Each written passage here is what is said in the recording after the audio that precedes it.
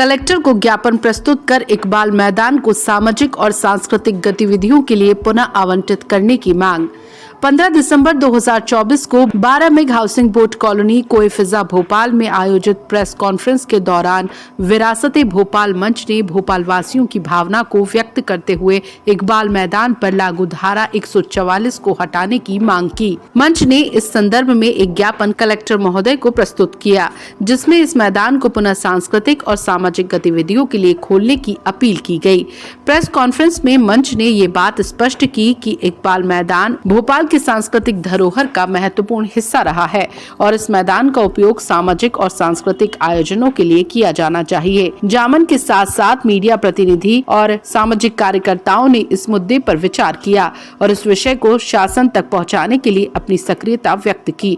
हम आशा करते हैं कि कलेक्टर महोदय इस ज्ञापन पर शीघ्र कार्यवाही करेंगे और भोपाल वासियों की आकांक्षाओं का सम्मान करते हुए इकबाल मैदान को पुनः सांस्कृतिक गतिविधियों के लिए खोला जाएगा।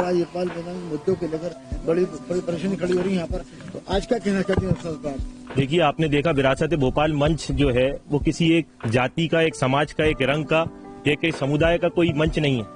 यहाँ संबोधन करा, वहाँ फादर आनंद मुदगल साहब थे, वहाँ पे पुरुषोत्तम गुप्ता जी भी थे, वहाँ पे शैलेन शेली जी भी थे और वहाँ पे अली अब्बास उम्मीद साहब भी थे, सैयद साजिद अली साहब भी थे और तमाम वर्गों के लोग आज विरासत भोपाल मंच के अंदर जो है बैठ के इकबाल मैदान और विरासत भोपाल मंच के लिए काम कर रहे हैं। क्योंकि आज विरासत भोपाल जो है कहीं ना कहीं आज हिंदुस्तान के अंदर हमको विरासत के अंदर शिक्षा मिली, विरासत के अंदर हमको आज समाज मिला, संस्कृति मिली हमको। आज वो सारी धरोहर और सारा समाज और सारा कल्चर आज जो है क्षतिग्रस्त होता जा रहा है। आज आप जैसे देख रहे हैं, सिर्फ भोपाल की बात नहीं, पूरे हिंदुस्तान की अगर हम बात करें तो सारे PSUs खत्म कर दिए गए। माननीय नरेंद्र मोदी जी ने आज जितने हमारे रेलवेज थे, जितने हमारे एयरपोर्ट थे, जितनी हमारी धरोहर थी, आज कहीं ना कहीं सब खत्म कर दी और प्राइवेटाइज कर दी। आज उसी को लेकर एक छोटी सी लड़ाई विरासत भोपाल मंच की है, जो इस माध्यम से मैं आपको बताना चाहता हूँ कि 240 साल बेगमात और नवाबों ने यहाँ पे हुकूमत करी। 240 साल के अंदर वो कोई अफगानिस्तान, तालिबान, पाकिस्तान या इंग्लैंड अपनी विरासत को लेके नहीं गए। ये 240 साल विरासत भोपाल मंच जो आज ये काम कर रहा है, 240 साल की विरासत आज भोपाल में क्षतिग्रस्त हो रही है और खत्म होती हुई जा रही है। आज उसकी मेहनत है कि हम उस विरासत को बचाएं। इकबाल मैदान एक छोटा सा प्रयास है जिसके लेकर आज हम काम कर रहे हैं। 13 तारीख को हमने देखा कि हमारे माननीय मोहन यादव जी जो आज प्रदेश के मुख्यमंत्री हैं, उन्हें भी विरासत की कुछ ध्यान आई और जैसे विरासत जो होती है वो जल पे भी होती है, जमीन पे भी होती है और वन पे भी होती है। तो वन की विरासत तो उनको याद आ गई। मुझे बहुत उम्मीद है जो तालाबों का शहर ये भोपाल कहलाया जाता है, उसकी भी विरासत इनको याद आएगी। इस जमीन पे 240 साल जो विरासत कायम की गई, कई मॉन्यूमेंट्स आज हम देख रहे हैं कि सारे मॉन्यूमेंट, जैसे कि आज ताजमहल जो है एक प्राइवेट संस्था को बेच दिया गया। आज मिंटो हॉल जो है आज एक उद्योगपति और कॉर्पोरेशन को दे दिया गया। आज सदर मंजिल जो एक प्राइवेटाइजेशन का शिकार हो गया। आज हम ओल्ड भोपाल के लोगों से पूछना चाहता हूं मैं कि आज ताजमहल के अंदर क्या वो 250 और 500 रुपए की चाय अफोर्ड कर सकते हैं? क्या आज सदर मंजिल पे 10-12 हजार का अगर कमरा होता है तो क्या आज भोपाल का नागरिक उसको जो है इस्तेमाल कर सकता है? क्या मिंटो हॉल के अंदर भोपाल के रहवासियों ने, कितने लोगों ने जाके मिंटो हॉल का जो है उपयोग किया और मिंटो हॉल की एक चाय भी पी सके? ये आज प्राइवेटाइजेशन किया जा रहा है और पूरा देश जो है आज उद्योगपतियों के हाथों के अंदर जा रहा है। आज अडानी और अंबानी जैसी ताकतें जो है इस देश को चला रही हैं। हम लोग इसका विरोध करते हैं और निंदा करते हैं और उम्मीद करते हैं जैसे मोहन यादव जी ने एक वन के ऊपर विरासत भोपाल का कार्यक्रम किया है, वैसे जल के ऊपर और जमीन के ऊपर भी विरासत भोपाल को कायम रखेंगे। इकबाल मैदान को लेकर क्या कदम उठाएगा? देखिए, इकबाल मैदान 20 अक्टूबर 2020 से बंद है।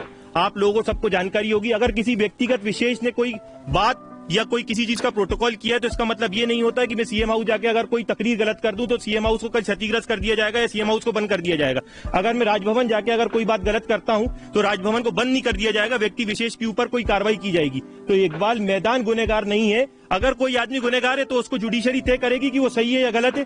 ये तो न्यायपालिका उसके लिए बनी हुई है। आज न्यायपालिका को जो है खत्म कर दिया गया। आज चौथा स्तंभ जो मीडिया है उसको खत्म कर दिया गया। तो आज सत्तारूढ़ी पार्टी जो है आज पूरे देश को चला रही है और सारी आवाजों को दबा दिया गया है। 4 साल हो गए साहब, यहाँ पे 2 विधायक थे, इसके बावजूद भी आप अभी तक वहाँ कुछ नहीं कर पा रहे और इस विरासत को होने की लगभग कगार पे है। क्या लगता है? देखिए, ये बात सही है कि आज पुराने भोपाल से हमारे पास 2 विधायक हैं। ये कहना गलत होगा कि 2 विधायक हमारे पुराने भोपाल से नहीं है और इन दोनों विधायकों ने अपने अपने चश्मे से काम किया है। लेकिन मेरा चश्मा, मेरा नजरिया अलग है वो अपने नजरिए से काम कर रहे हैं और मेरे नजरिए से मुझे लगता है इकबाल मैदान आजाद होना चाहिए। और मुझे उम्मीद है ये भी आने वाले वक्त के अंदर इकबाल मैदान के लिए काम करेंगे और विधानसभा के सत्र के अंदर इसका सवाल उठाएंगे और कठोर निंदा करेंगे कि 4 साल 20 अक्टूबर 2020 से लेकर आज 15 दिसंबर 2024 तक इकबाल मैदान को क्यों बंद किया गया। नाम बता दीजिए। मेरा नाम मोहसिन अली खान है। आपराधिक कृत्य भी हो जाए तो उस जगह को हमेशा के लिए बैन कर दिया जाए। कहीं पर कानून में ऐसा प्रावधान है, कहीं पर मैं अगर कोई गलती करता तो मेरी वजह से पूरे समाज को, सोसाइटी को, सबको दंडित किया जाए, क्या ये ऐसा कोई प्रावधान मौजूद है कहीं कानून के अंदर? बड़ी साफ सी बात है। विरासत भोपाल विधानसभा का घेराव करने के इरादे में है तो इस बात को लेकर देखिए, अभी हम लीगल लाइंस को वो करेंगे। हम नहीं चाहते कि शहर के माहौल के अंदर कोई खराबी पैदा हो। हम चाहते हैं कि लीगली हम लड़ाई को लड़े। ना ऐसी कोई बात होगी तो आगे देखेंगे। आप सब लोगों से मशवरा करके जो लोगों का मशवरा होगा उसके अंदर हम लोग आगे बढ़ेंगे। कलेक्टर को जो ज्ञापन देने की बात चल रही है तो उसका क्या समय निर्धारित किया गया है, कब इकट्ठे होकर के दिया जाएगा? बहुत जल्दी, शीघ्र ही, क्योंकि मतलब इनका अपील का टाइम आ गया है। अपील पेश करेंगे और उसके साथ साथ सब लोगों से मशवरा करने के बाद कि अपील के टाइम का इंतजार करें या उससे पहले वो करें। तो अभी लोग विधानसभा भी आ रही है, आपके माध्यम से भी हम चाहेंगे कि आप अभी जैसा हमारे साथी ने बताया कि बेनजीर मैदान को ले लीजिए, डिफरेंट पार्क्स ले लीजिए। भोपाल से सारे पार्क्स धीरे धीरे करके खत्म हो रहे हैं। भोपाल से प्ले ग्राउंड खत्म हो रहे हैं। बच्चे कहाँ जाएं, परेशान हैं बच्चे लोग। भाई हमारी स्पोर्ट एक्टिविटीज खत्म हो रही हैं। हमारा अब्दुल्ला का टूर्नामेंट हुआ करता था, वो खत्म हो गया।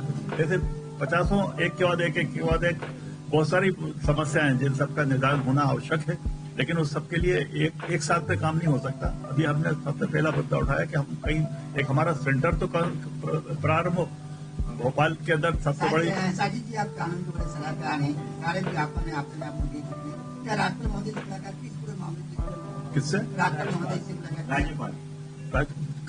हमारे स्टेप अप प्रोग्राम जो है उसमें ये है कि पहले हम कलेक्टर साहब से बात करेंगे, नहीं होगा तो कमिश्नर भोपाल से बात करेंगे। उसके बाद अगर नहीं तब भी नहीं सुना जाता तो हम कोर्ट की तैयारी भी रहेगी, डेफिनेटली रहेगी। आपको लगता है कि नवाब साहब की जो विरासत है वो खत्म होने को जा रही है?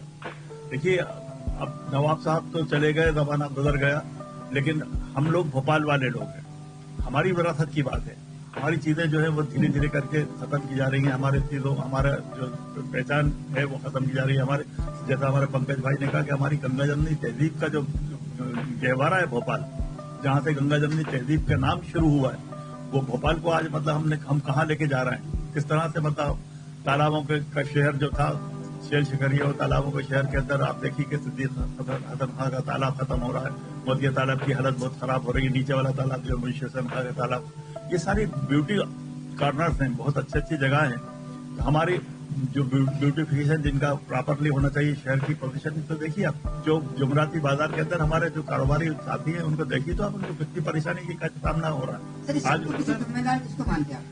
हम सबसे पहले तो हम लोग जिम्मेदार हैं। आप लोग बैठे हैं, आप भी जिम्मेदार हैं। हम लोगों को क्यों ख्याल नहीं आता अपने शहर का? सर, वक्फ बोर्ड में जो नुमाइंदे बैठे हुए हैं उनसे सवाल क्यों नहीं पूछे जाते?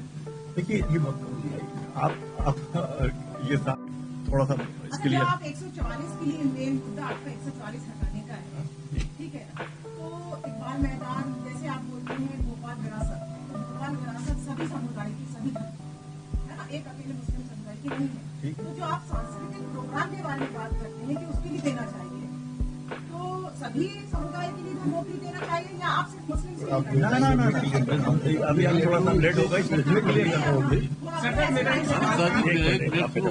प्रेस वार्ता की है इकबाल मैदान के लिए क्या नहीं? विरासत मंच ने आज प्रेस वार्ता की है इकबाल मैदान के लिए क्या है? विरासत भोपाल मंच जो है उसके माध्यम से हम लोग न केवल इकबाल मैदान बल्कि भोपाल की जो विरासतें हैं, और वह यहाँ के खेल के मैदान हों और पार्क हों और महलात हों और स्ट्रीट्स हों या हमारे भोपाल शहर की खूबसूरती हो, इस सबको लेकर हम लोग सतत संकल्पित रहेंगे और काम करते रहेंगे। ये हम लोगों ने ऐसा तय किया है और इसका बीड़ा उठाया है। इसमें सारे समाज, सारे समुदाय, सारे क्षेत्र के लोग जो हैं इसमें सम्मिलित हैं और ये कोई राजनीतिक मंच नहीं है, बल्कि पूरी तरह से भोपाल की विरासत बचाने के लिए ये मंच जो है स्थापित किया गया है। अभी आपके सामने ये सारे लोग मौजूद हैं, ये इस बात का सबूत है कि हम हमारी सबकी अलग अलग आवाजें हैं और सब लोग मिलकर एक आवाज है। आप कुछ कहना चाहेंगे? जहाँ तक मेरा ताल्लुक है, मैं तो लिखने पढ़ने वाला आदमी हूँ, साहित्यकार हूँ। इस अखबार मैदान में मेरा ख्याल है गुज़श्ता पिछले 50 साल में कम से कम 50 प्रोग्राम होंगे साहित्य के, बड़े बड़े मुशायरे कराए, कभी सम्मेलन कराए, सारी चीजें होती हैं। लेकिन आज पोजीशन ये है कि क्योंकि बंद होने के वजह से हमारे पास मौकन कोई जगह नहीं है कि हम कोई साहित्यिक प्रोग्राम करा सकते हैं। जहाँ तक राजनीति का मसला हो तो राजनीति अलग, लेकिन जो कुछ सोशल प्रॉब्लम है ये एक अलग मसला है कि हम जैसे साहित्यकार इसमें क्यों शरीक है, इस मंच पे वो इसीलिए शरीक है कि हम अपनी समस्याओं के लिए किससे जाए, कहाँ जाए। जब सरकार नहीं सुनेगी तो जाहिर एक मंच बनाना पड़ेगा, उस मंच से कॉमन एक आवाज उठानी पड़ेगी और वो आवाज हम उठा रहे हैं। मेरा ख्याल है ये किसी एक मजहब या एक व्यक्ति की बात नहीं है, एक संगठन की बात नहीं है, एक राजनीतिक पार्टी की बात नहीं है। मगर देर का वहाँ पे एक व्यक्ति विशेष के चोट के कारण 144 लगी, एक झंडा जलाना जरूरी था। झंडा किसने जलाया? देखिए समाज के अंदर हर किस्म के लोग होते हैं, हर कौम के अंदर, हर बिरादरी के अंदर एक व्यक्ति गलत होता है, मगर सिर्फ एक व्यक्ति के चक्कर में पूरी कौम को हम गलत नहीं दे सकते। आप समझिए मेरी बात को। 2 साल हो गए हैं, 2 साल में 2 विधायक है यहाँ पर जो प्रतिनिधित्व करते हैं। इसके बावजूद भी विधानसभा सत्र में आज तक इन लोगों ने आकर्षक ध्यान क्यों नहीं करवाया कि इस जगह पे 144 लगी हुई है, इसको हमें हटाना चाहिए। 2 विधायक है अपने, और दोनों उसी क्षेत्र के लगभग जुड़े हुए सिटी, वो तो मध्य है और ये वाला है उत्तर भी जो है दोनों में लगते हैं। अच्छा आप बताइए, शहर के अंदर थोड़ी देर को एक हिंदू समाज हो, मुस्लिम समाज हो, सिख समाज हो, कौन छीन रहा है भोपाल का सुकून? Management system.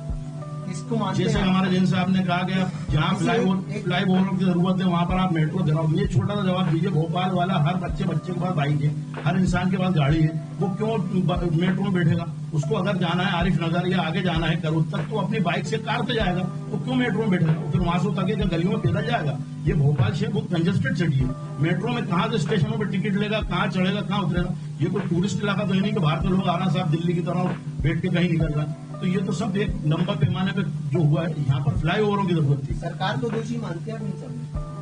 सरकार बिल्कुल, अगर ये हिंदू शहर के लोगों के विचारधारा के हिसाब से नहीं चलती है। देखिए मंत्री संतरी पूरा मध्य प्रदेश से आ रहे हैं, IAS पूरा मध्य प्रदेश से आ रहा है, उनको यहाँ के सिस्टम को समझने में समय लगता है। तो यहाँ के जो वरिष्ठ नागरिक हैं उसको सर्वे करें, समझें कि यहाँ पर क्या चीजों की जरूरत है। आप बताइए, पहले अपन कारों से घूम रहे थे, आज बाइकों में अपन फंसे हुए हैं, घंटों बाइकों में फंसे हुए हैं, कोई एम्बुलेंस से फंसी हुई है, मतलब अब पूरा ट्रैफिक जाम है, कोई नेता इस पर कुछ कार्रवाई नहीं कर रहा। क्यों साहब? क्योंकि ठेले हटवाएंगे, दुकान हटवाएंगे तो वोट कट जाएंगे। तो भैया तुम वोट की राजनीति कर रहा हो, आम पब्लिक तो मर रही है।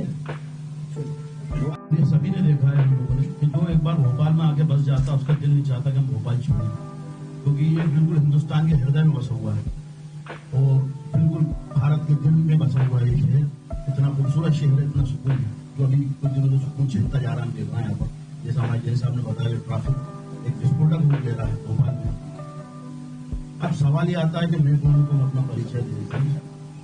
मैं श्रीमंत बाजीराव पेशवा करता हूँ, जो अटक से लेकर कटक तक के हिंदुस्तान के झंडा लहराने वाले मराठा साम्राज्य के पेशवा थे। मैं उनका 8वां वंशज हूँ, जो कि धर्म परिवर्तन होकर नवाब बांधा परिवार बने और हमारे यहाँ 8-10 लोग क्रांतिकारी रहे हैं, शहीद रहे हैं। बाजीराव पेशवा जी के पुत्र कृष्णराव जो कि शमशेर बहादुर, वो पानीपत की जंग में शहीद हुए हैं। उसके बाद अली बहादुर प्रथम एंग्लो मराठा वाला लड़े 1818 में। ये हिस्ट्री का मंच नहीं है, लेकिन बताना थोड़ा सा मेरा भोपाल मैदान के लिए क्या कुर्बानी? मैं आपको 2 मिनट बता रहा हूँ। फिर 1857 में रानी लक्ष्मीबाई की चिता जला के मेरे परदादा को भोपाल रियासत में